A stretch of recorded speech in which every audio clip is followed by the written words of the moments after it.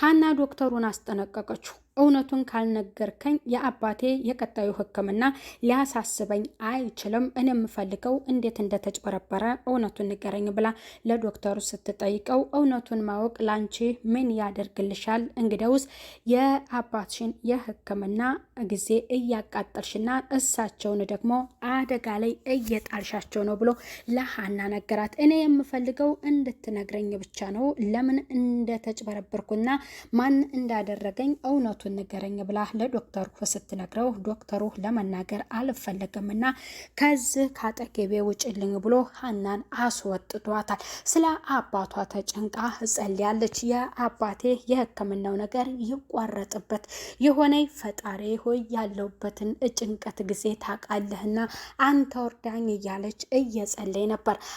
ኖላዊ ተኝተው ስለ ልጃቸው በጣም እያሰቡና ልጄ ምን ሆና ነው በእኔ እንደዚህ የጨከነችው? ቀረች እኮ አሲር እያሉት አሲርም እያንቀላፋው ነበር። አንተ አሲር አሲር ሲሉት ብንን ብሎ በኋላ አቤት ምንድን ነው ብሎ ሲጠይቅ ምን ሆናብኝ ነው ልጄ እኮ ቀረች ጠፋችብኝ ብለው ለአሲር ይጠይቁታል። ምን ትሆናለይ? ምንም ችግር አልገጠማትም ሲልም ለኖላዊ ሲናገር በእሷ በእኔ የሚጨክን አንጀት የላትም። ያለ አንድ ነገርማ ልጄ እንደዚህ በእኔ ላይ ልትጨክን አልቻለችም። እባክህ ምን ሆና ነው? የምታውቀው ነገር ካለም ብለው ጠይቀውት ነበር። እኔ ምንም የማውቀው ጉዳይ የለም፣ እሷም ደህና ነው የምትሆነው ብሎ ለኖላዊ መልሶላቸው ነበር። ስልክ ደውልላት ብለው ሲነግሩትም ሽንት ቤት ልሄድ ብሎ ከእሳቸው ተደብቆ ነበር ማናገር እየፈለገው። ምክንያቱም ሀንዬ የቤተሰቦቿን መገኘት ለአባቷ ስለነገረች ሚስጥሬን ጠብቅልኝ ለአባዬም ቢሆን እንዳትናገርብኝ ብላ የነገረችው ለአሲር ስለሆነ። ሰላም ጤና ይስጥልኝ ውድ የተከበራችሁ የዚህ ዩቲዩብ ቻናል ተከታይ የሆናችሁ ቤተሰብ በሙሉ በያላችሁበት ሰላማችሁ በዚህ ተረፍርፍ ይበል። ኖላዊ ድራማ ክፍል 49 ወይዘሮ ባዩሽ ተዋረደች። የዲኤንኤ ውጤቱ መጣ፣ እናንተ ሄዳችሁ ተመልከቱ፣ እኔ ውጤቱን ላይ አልችልም ስትል ለሀሴት ነገረቻት። ሀሴትም ፍራቻ ተሰማት። አንቺ ሳትሄጂና ሳትኖሪ እኔ ልዋረድ ነው የወይዘሮ ሜላት ልጅ እንዳልሆንኩኝ እኮ ይታወቃል ስትል ለባዩሽ ነገረቻት። ባዩሽ ምንድነው የሚያንቦቀቡቅሽ ብላ እሷ ደስ ብሏታል። ምን አስባ ይሆን ተጎን ኪችንም ሄዳ ለሀንጌ እያለ ቻት አባትሽ ሙሉ ጤንነት ላይ እስከሚደርሱ አመልሽን አሳምረሽ ጠንቅቀ ስራሽን አትሰርም ወይ? ከዛ ከዚህ ቤት ሹልክ ብለሽ አትወጭም ወይ ብላ ለሀና ነግራታለች። ሀንዬ ደግሞ ጥፋተኛ ከሆንኩኝ በጥፋቴ ስቅላትም ከተፈረደብኝ ተቀጥቼ ነው ከዚህ ቤት የምወጣው የምን ውልቅ ብላ ለባዩሽ ነግራታለች። እኔ ልጥቀምሽ ብዬ ነው እንጂ ብላ ኮስተር ብላ ለሷ መልሳላታለች። ያችኛዋ ሀሴት እናቴ ላይ የፈጸምሽውንና እናቴ እንድት ጎዳ ያደረግሽው ሁሉንም ነገር ሰምቻለሁ። ለምንድን ነው ዳግመኛ እናቴን ብትጎጃት ብላ አስጠንቅቃታለች። እኔ አሁን ያንቺን ወሬ የምሰማበት ሰዓት ላይ አይደለሁም፣ ውጪ ብላት ከኪችን አስወጥታታለች። ወይዘሮ አስቴር ደግሞ የሜላት እናት እርግብና ሰላምዬ እንደተኙ እነሱን ቀስቅሰው ሴት ልጅ ሆናችሁ እንዴት እንደዚህ ትጋደማላችሁ እያሉ ቀስቅሻት ያችን እያሉ እርግብ እንድትነሳ ፈልገው ነበር። እሷ ደግሞ ሰላምን ብቀሰቅሳት አልሰማችም እና ምን አይነቷን ግንድ ነው አንጥተው ያጋደሟት እያሉ ነበር። እማማ አስቴር እንግዲህ አያት ናቸው፣ ትንሽ ምክር ያበዛሉ፣ ሰሪያስ ናቸው። እሷን አስነስተው እሷ አስለቀቀችበት አልጋ ላይ ደግሞ አስቴር ተኝተዋል። የሜላት እናትም እናቷ ጋር ሄዳ እኔ ለምንድን ነው አያቴ እንደዚህ የሚሆኑት እናትሽ ብላ ለወይዘሮ ሜላት ነግራታለች። ወይዘሮ ሜላት ደግሞ ለእናቷ ለልጇ አያት ምን ማድረግ እንዳለባት ምክሯን መክራታለች። አስቴር እንደተኙም እሳቸው ጋር ሄዳ ተነሱ ቤተ ክርስቲያን እንሄድም ብላ ነበር። እሳቸውን ስቀሰቅሳቸው እሳቸው ተገርመዋል። እንዴት በዚህ ሰዓትም እንዴት ቤተ ክርስቲያን ልትይኝ ቻልሽ አንቺ ብለው ተገርመው ነበረ። እሳቸውን እዚህ ጋር ለመንከባከብ ሞክራ እሷን እንዲወዷትና ወደ እሷ እንዲቀርቡ ሀና ነው የሚሉት እኔን በጭራሽ አይወዱኝም፣ ወንድሜም እህቴም ሰላም ስትል ለወይዘሮ ሜላት ተናግራለች። አንቺ ብቻ ብትወጂኝ ምን ትርጉም አለው ብላ ለሜላት ነግራታለች። ሜላትም ውጤቱን ሳታይ ነው እርግብን የወደደቻት እንጂ ያንን ውጤቱን ስታይ ልጇ እንዳልሆነች ስታውቅ ደግሞ ምን አይነት እርምጃና ምን አይነት በሷ ላይ ግፍ እንደተፈጸመባትና እንዴት አድርጋም እንድታዝን በሀናስ ላይ ምን አይነት ይቅርታ አድርጋላት ነው ወደ ሀናስ የምትቀርበው። ሀና ይቅርታ እንኳን ብታደርግላትና እናቷ መሆኗን ብታውቅም ወደ ወይዘሮ ሜላት ጋር የመኖር አላማ ይኖራት አይመስለኝም። ብዙ መከራና ሲቃይ አሳልፋ ከልጅነቷ አሳድገው እዚህ ያደረሷት ኖላዊ ናቸውና ኖላዊን ጥላ በጭራሽ ከወይዘሮ ሜላት ጋር ከአቶ መስፍን ጋር ልትቀጥል አትችልም። እሳቸው ከዳኑላት ወደ ሀገሯ ደሴ ነው ኖላዊን ይዛ የምትመለሰው። በእኔ ነገር አትጨክንም፣ በአንገቷ ገመድ ቢገባ ሀንዬ በእኔ አትጨክንም ብለዋል ኖላዊ። እሷም በአባቷ በጭራሽ አትጨክንም።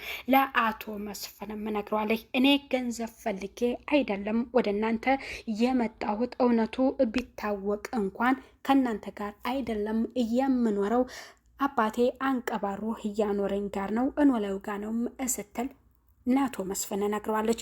ወይዘሮ ሜላት እንግዲህ በራሷ በአንድ መንገድ ብቻ ነው የምትጓዘው። የማንንም ምክር አትሰማም በጭራሽ። እቤት በመጣችላት ገና ውጤቱ ባልተረጋገጠ ብቻ እሷን ሀሳብ ተደግፋ በእሷ ብቻ ነው እየተመራችና የእሷን ሀሳብ ደግፋ እየሄደች እያለችው በመጨረሻ ላይ ወይዘሮ ባዩሽ እንግዲህ ወይዘሮ ሜላትና ሀና ሲጨቃጨቁ ትሰማና ምንድን ነው የምትጨቃጨቁትም ብላ ነግራታል።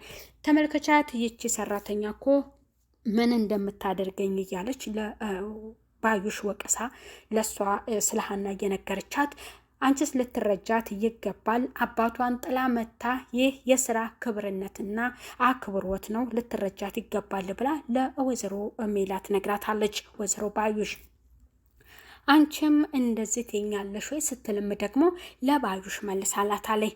ባዩሽ እዚህ ጋር እንግዲህ ምን አስባ ነው ወደ ሀና በኩል የሆነችው? አሁንም ሀና ሀሳቧን ተቀብላ ከወይዘሮ ሜላትን ደግሞ አብራ ከወይዘሮ ባዩሽ ጋር ሆና ወይዘሮ ሜላትን ለመጉዳት ታስባለሁ ብላት መስሏት ነው።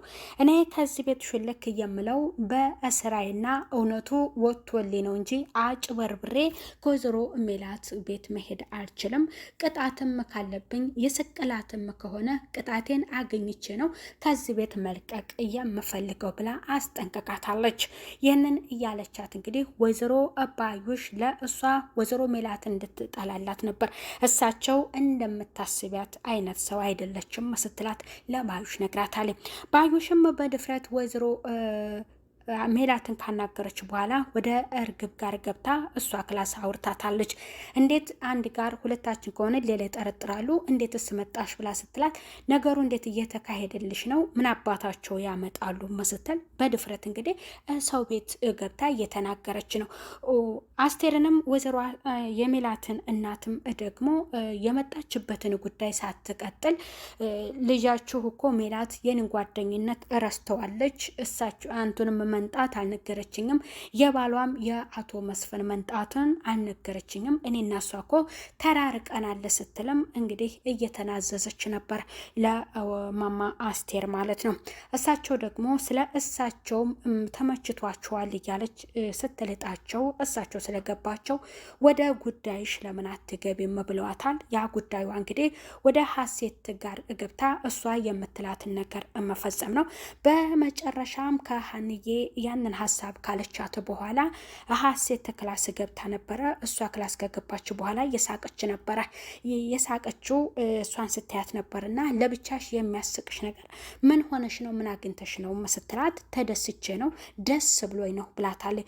ወይዘሮ ሜላት እዚህ ጋር እየተንጨረጨረች ስለሆነ እሷ ደስ ብሏታል።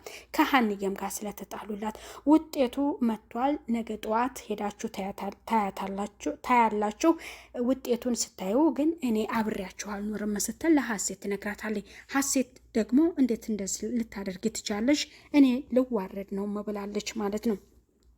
ዶክተሩ ለወይዘሮ ሜላት ደውሎላት ውጤቱ መጥቷል፣ ነገ ጧት መታችሁ ማየት ትችላላችሁ ብሏት አስጠንቅቋት ነግሯታል።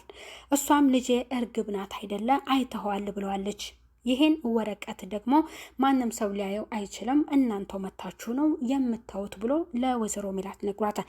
ወይዘሮ ሜላትም ምን ችግር አለው ብላ ለዶክተሩ ነግሯለች። ዶክተሩ ደግሞ ስራውም ስለማይፈቅድ ትክክለኛው ሀሳብ ነግሯታል። እሷ ራሷ ሄዳ ራሷ እንግዲህ ውጤቱን የምታየውና ያንን መረጃ አይታ የእሷ ትክክለኛ ልጅ ማን እንደሆነ የምታይበትና በእሷስ ላይ ማን እንደቀለደባት እሷስ ማንን እንደተቆጣችና ማንን እንደዛ እንዳሰቃየች የምታውቅበት ይሆናል።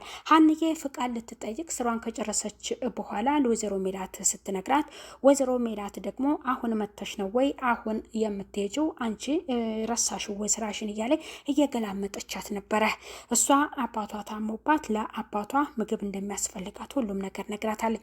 ስለ አባቷ ጤንነት ምንም አንዳችም ነገር አላነሳችባትም በጭራሽ።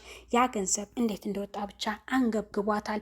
ስሚማ አንቺ ስምሽ ማን ነው ብላ አለቻት። የገዛ ልጇ የሀና ስም ራሱ ጠፍቶባት በልጇ እንኳን ይቅርና በሰራተኝነት ጊዜ ሀሴት እንኳን ገና ሳትመጣ ሀናን ከልጇ እንኳን በጭራሽ የማትነጥላትና የምትወዳት ከምናሴ እንዲሁም ደግሞ ከሰላምዬ የማትነጥላት ነበረች። ሌላ ሀገር እንኳን ስትሄድ የቤቱን አደራ የምትሰጠው ከሰላም ይልቅ ለሀንዬ ነበረ። አሁን ግን ሀሴት ከመጣች ወዲህ ሙሉ በሙሉ ተቀየረች ወይዘሮ ሜላት። ይህ እንግዲህ በምርመራ ውጤት የሚታወቅ ይሆናል። ዶክተሩም እሷን እፈልጋታለሁ ብሎ ሀናን ለኖላዊ ነግሯቸዋል። ኖላዊም የመጨረሻ ሕክምናቸው እንግዲህ 2 ቀን እንደቀረው ከዛ በኋላ ሙሉ ጤንነት ላይ እንደሚገኙ ይሄ ወሬ አመላላሹ ዶክተር ኖላዊን የሚያክማቸው ውሸታሙ ዶክተር ለኖላዊ ነግሯቸዋል ማለት ነው። እነኝህን የመሰሉ አባት በዚህ ሰውዬ ሲታከሙ ይገርማል። እዛ